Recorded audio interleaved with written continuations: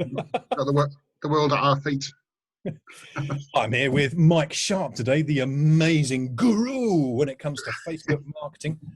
I think I tried to say Facebook there, but it didn't quite come out. Mike, tell us about yourself. Well, my name's Mike Sharp. I'm 50 years old, so I'm 10 years younger than Lex. So, and my main business is Facebook marketing, Facebook advertising, because I believe that Facebook is the most incredible marketing machine that's ever been in existence on this planet. Because Facebook, fortunately or unfortunately, knows everything about you, knows your interests, knows what you like, what you don't like. They know your habits. And basically, if a marketer knows that, then it's going to be easier to sell something to you as a consumer. So this is totally targeted, isn't it? This is like Minority Report, where he's seeing the adverts. It is scary on one level, and it's exciting on another. Yeah, let's go with excitement, because Mike and I, before we started recording, I was saying I've got 1,000 training days left in the period of time I want to be working full on. So between the age of 60 and 70, 1,000 days. That's all I've got. I do not want to waste time. And I'm beginning to get a sense that if you go for Facebook marketing, it's targeted, you define your avatar, you get to the people who want to hear your message. Is that fair? Yes. Because if you think about it, when anyone who's got a Facebook page, they're the only person who uses that Facebook page. Very rarely do you share a Facebook page with someone else. You may use someone else's Google something on someone else's computer, but you won't necessarily go on Facebook to someone else's Facebook page to interact with your friends and interests. I once gave my youngest son access to do you remember MySpace? I do, yeah. I do. I gave him access to my MySpace profile to improve it, because he was a young thing, and all these young things know how to do this. Yeah. And he is not getting any inheritance whatsoever. He turned it into this fest for alternative sexuality before I rebuked him and chastised him for, don't touch my computer or profiles, but I get what you say. Yeah, MySpace, I think, is mainly used by musicians now, or was anyway. Still exists, does it? Still exists, I believe, yeah. Wow. But it's more in the musical, for bands used to have MySpaces. But so with Facebook, it's very targeted because you're the only person who uses your Facebook account usually. 9.99999% of the time, it's you using your Facebook account. So all the information that Facebook are getting from your Facebook account is about you. So their profile of you is more accurate than any other platform that exists. So what they've done basically is they've gathered all this information about billions of people on the planet and what their spending habits are. I mean, they even go as far as they put code on websites. They give you a code they can put on your website. Is this the pixel type thing I've heard of? Yeah, for remarketing. And also it's to do with the funnels that we were talking about. So now they even get information from websites. So there's an ecosystem there, and I'm trying not to interrupt you. It's one of the things with Zoom, but so there's an ecosystem then between my WordPress website that has the pixel on and re-advertising. Yeah. For example, if you go on a website, and if you're the sort of person who goes on a website and doesn't want to wait for the website to load, Facebook know whether you're someone who just will tolerate a website loading in a short while or a long while. Wow. They can, and they will target people who will wait a while for a page to load, for example. They could even go down to that degree. Oh, there's that advert. Why do all these lingerie adverts keep coming up? What's that all about? Don't answer that. Yeah, and also they can just pick up, your website visitors. That you can target your website visitors. They're not lost forever in outer space. they can be retargeted and sent back to your website. Wow. So they're in the cloud, but they're not lost. Yeah, yeah. Feel They can be frog marched back to your website again. like the dove from above. Yeah. Do you remember the dove from above? Shooting stars. You are 10 years younger. Yeah. I don't remember. You don't It remember does the ring a dove bell. from above. Welcome to Shooting Stars. Okay, that was for old people watching this. You'll enjoy this. Mike's a youngster. So, mucking about to one side now, I need 144 dedicated trainers to take my model of accelerated training round the world. I already know that my audience is dominantly American. Is Facebook advertising something that could go trainer to trainer? It depends really what people have down as their interests. Right. Sometimes, if it's too specific, you won't get enough people to target. Right. Sometimes it depends how genuine we can get. I've not researched that particular niche, so I couldn't say an honest answer for that. Whether you could target. I mean, I'm sure you could target trainers, people who are interested in related fields. Right. So this would upgrade a trainer's skills. They probably train with their professional body in their country, like the CIPD here. And then to have that differentiator, they go, well, can I do brain friendly, as some people call it, accelerated training to get my message across faster at a deeper level so that people really retain it and act upon it? Now, I thought that was LinkedIn, business to business. So that's where I've been putting my energy into. I mean, LinkedIn is great, and it is a business to business platform. That's true.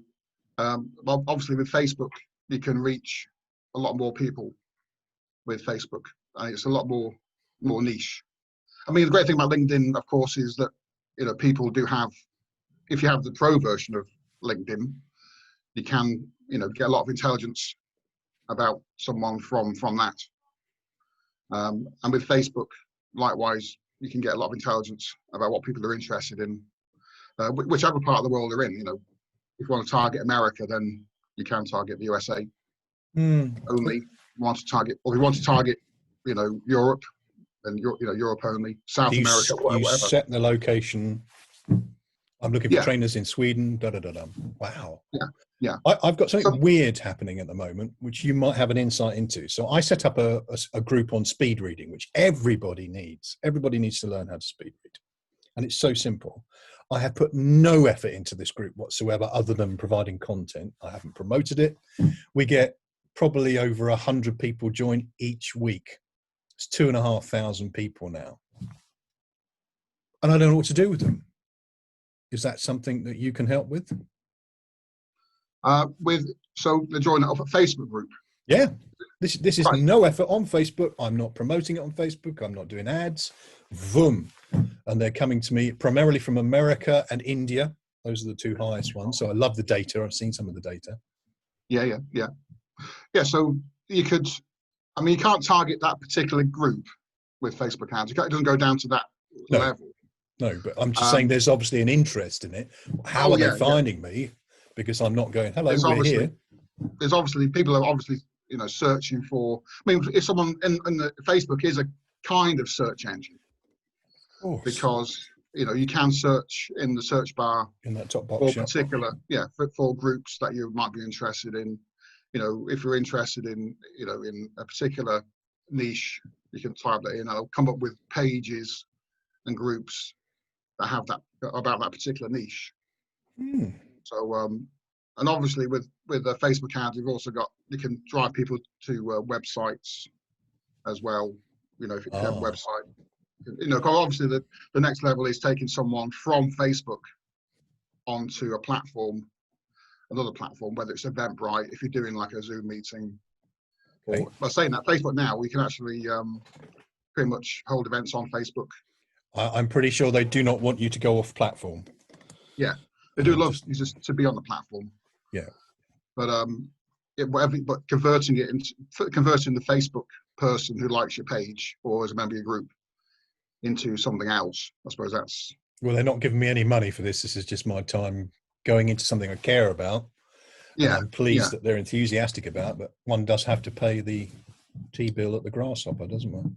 Yeah, so therefore, but if you've got a group already, then you're best kind of, posting to that group and sending them to somewhere you want them to go that would have some sort of paywall, whether it's Eventbrite or a Zoom training or something like Webinar that. and things like, yeah, got Webinars, yeah. So you got an organic it.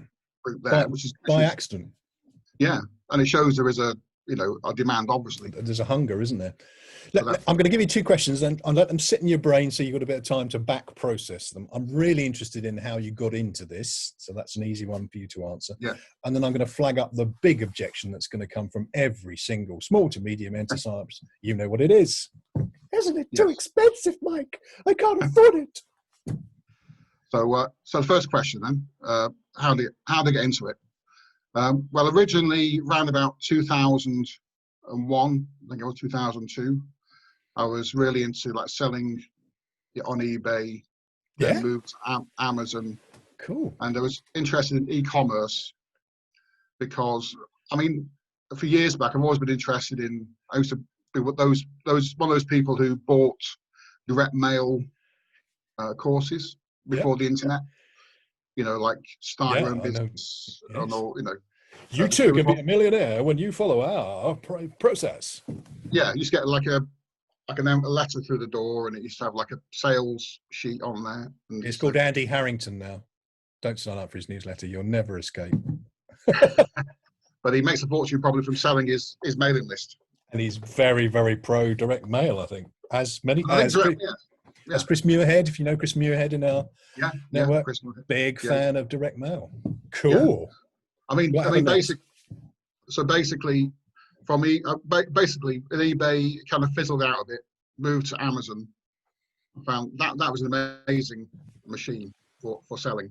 Yeah. But the thing is that with eBay and Amazon, you're not really building a brand. No. You're beholden to them to a certain extent. And they could call you, I suppose, at any time. Oh yeah, I mean, if they have a bad day, they could find some, some problem, and they could suspend you or whatever for no reason. In fact, I believe the guy who's the CEO of eBay, or one of the main guys, has been suspended in the past as a customer. So he was suspended at one. He was a very naughty boy. Yeah, but he probably didn't do anything. Exactly. You don't know, do you? And that's one of the issues. So you did that, and then Facebook. Well, building a brand, basically off Amazon, off eBay, appealed to me. Because, if you have your own website, you can then have a Facebook page attached to it. Then you can sell products from a website via Facebook, essentially, or from Amazon or eBay, of course. But the brand would be the same. Yes. You see, I mean, it wouldn't be an Amazon only brand. It wouldn't be an eBay only brand. You would be a brand who happen to have an eBay account, happen to have an Amazon account, happen to have a website, but the brand covers it all. So, so if one of these, if you're building a list of people who are fans of yours, they're more likely to buy from you again. All those different channels. Yeah, and again, the funnel side of it. Yeah, so you've got a cloud brand pulling down through these different. Yeah, I like it. Yeah, yes. So it is basically, I lost interest in eBay and Amazon. He's frozen there for a moment because Mike lost interest in the call. He's come back. You froze. Oh, sorry. In the early days of Facebook, it's I'm going to take you back a bit, Mike, because you froze on. I lost it. It was perfect. He said, I lost interest in eBay, and then you froze. And I said to the recording, Mike's lost interest in the call. So you lost interest in eBay? Yeah, lost interest in eBay, because they're getting expensive, to be honest. Right. And Amazon as well, to a certain extent. It was getting quite complicated. Yes. So I saw Facebook as more of a marketing tool. And originally, Facebook, you could sell things quite easily on Facebook without using advertising because there was less competition. And when you posted something on Facebook on the page, it reached almost everyone. On your connections. Yeah, all your connections. So say if you had 1,000 fans, it would go to nearly all 1,000 people. Not so now, sir. No, it's probably about 10% of that. Yeah, yeah. A lot less anyway.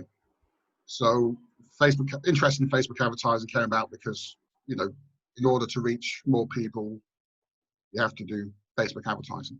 Right. On So before Facebook. I send you thousands of pounds to build my brand, you're not going to lose interest in Facebook, are you? Of course not. Facebook is actually getting more interesting as time goes on. That's what I want to hear. Yeah.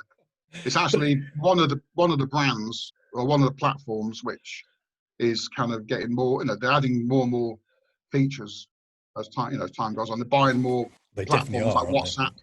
they? Yeah. They've got they own WhatsApp. I mean, WhatsApp, Instagram and Instagram. So yeah. WhatsApp as yet hasn't got ads on it, but I'm sure it will do at some point. The whole idea of having a dedicated Facebook group that a group of subscribers subscribe to is very exciting. So you could keep it. Yeah, there are ads you can run which you can direct people to a lead form where you can grab their details, and Facebook gives you a little CRM that you can actually, you know, it could do the same as you do with, you know, like something like maybe not sophisticated, say as Salesforce or something, but there's a little CRM, and you can, you know, put whether the person is a lead is in progress or not in progress, and Right. Yeah. write notes about the person and how it's going. So you don't have to even download the data to a spreadsheet. It's on Facebook. And I wouldn't lose it. Well, it does expire after Ooh. a certain amount of time, but you can download it as a CSV file.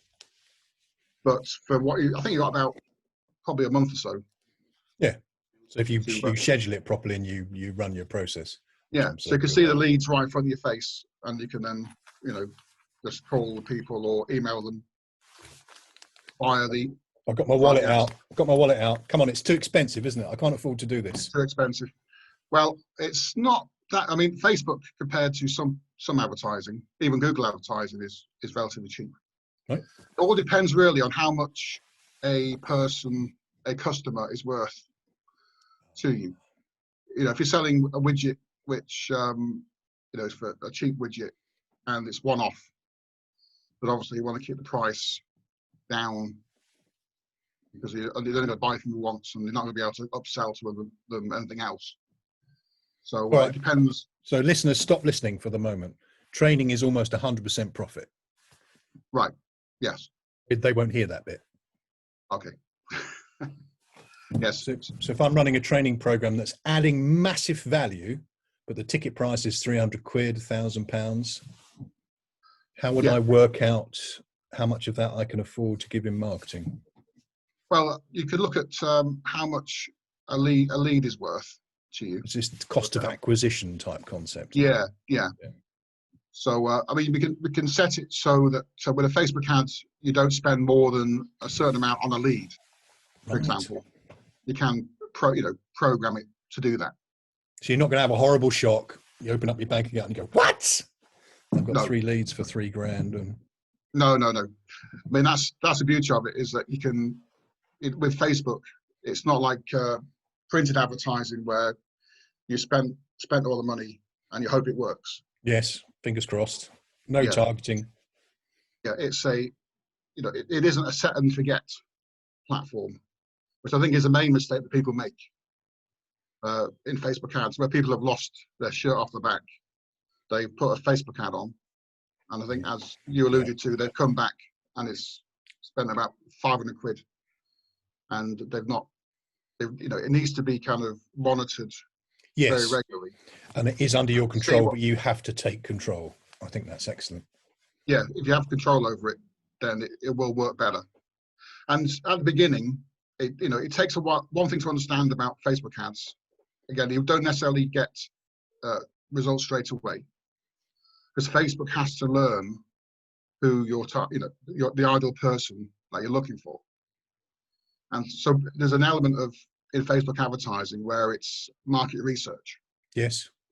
Is there A/B testing, that kind of stuff? Yeah. Yes, you have that. And also they're gathering intelligence on who is responding to your ads, and then making it more, specific. They're seeing who's, maybe looking at your website or looking at your ad for a short amount of time or a longer amount of time. And then they're looking at the characteristics of those people and then comparing them to other people on Facebook.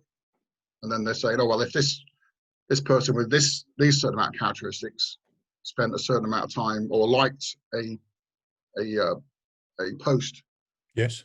put out or an ad that you put out, then they say, oh, maybe these guys will like it as well. So it's a learning process. But Facebook and Google ads, actually, the longer you run them, actually, the cheaper they get. I know that sounds like a get out, but for Facebook ads and Google ads, but actually the cheaper it gets, because the more expensive the ads are, then the more you're not getting the right people. But the more engagement you get, gotcha, the cheaper it gets. It's an intelligent, reinforcing, iterative loop, I think, is the positive term, isn't it? The posh term. Yeah, because Facebook want you to do, create ads which actually people like. Yes, they want you to succeed. And if you put ads out which they don't like, they will charge you more, get rid of you, essentially. What a brilliant idea for the score system. It's like Darwinian. I don't like your homework, I'm going to charge you more. Yeah, exactly. Yeah. Oh, so I'm bonkers about video. I love video. Not afraid of the camera. Yeah, Facebook video is that part of the advertising? Yeah, Facebook video ads are the cheapest ads to run. Yeah. I mean, it might not be that case forever, but because they really like video at the moment, and video ads can be, if they're targeted in the same way, you can make them ads, have a button that goes to a website or a lead form. You do all that with them. Cool. Mike, do you make videos? I don't personally make videos. Good, Mike. That was the right answer. So here, I make videos and you make magic happen. Yeah, if you make videos, then that's the best situation, because you know what sort of videos you want to make. So if you want to contact Mike or Lex, the number you require is... My number? Yes, it's about promoting you. It's 01202 989 673. Oh, that's good. Do it again. 01202 01202 989 673. 989 673. 989 673. Cool. Yeah. Actually, the reason I remember it is because I did sing it. Yes, it's very DJ friendly. Say it again. 989 673. 989 673. Remember the numbers. Excellent. So, budget to start with? I would recommend at least £100 ad spend. I mean, my fee, so be upfront about it. For the first month, I charge £150 admin fee, and then the ad spend on top of that. So $250, mister. $250 or pounds. Yeah. And subsequent months, £100 admin fee and admin spend. That's very reasonable, isn't it? So it's not unreasonable. And also, it's a rolling contract. He's frozen again. So he froze on the contract. Did you see that, folks? That was deliberate again. He froze on. No, I'm not interested in eBay anymore. And he froze on the contract. It's a frozen contract. This is the deal. If you sign up quickly, he's back. And you were saying so, and I interrupted again. So I'm shutting up now. What was the other thing you were going to say? Yeah, so it's a rolling contract. There's no fixed contracts, and it's. But I do recommend 90 days. Do a season. Yeah. Give it a good crack at it. 3 months. 90 days. So let's do the maths on that then. So we're talking about 250 a month, really, are we? So yeah, so 250 for the first month, and then subsequent, if you did £100 ad spend. 200. Yeah. I'm not going to do the maths on that. If you obviously have gone up to like the thousands in ad spend, there's a percent, and then apply a percentage of the ad spend. But obviously, people usually want to start off small. And obviously, you're not sitting there doing nothing, are you? What are you doing for your £100 and your 150 quid? we're on there every day, basically making sure the ads are performing. So it's a stonkingly brilliant deal, isn't it? It is. I think we should stop the recording there while people are excited. Give us that number again. 01202 989 673. Mike Sharp, you're amazing. Thank you.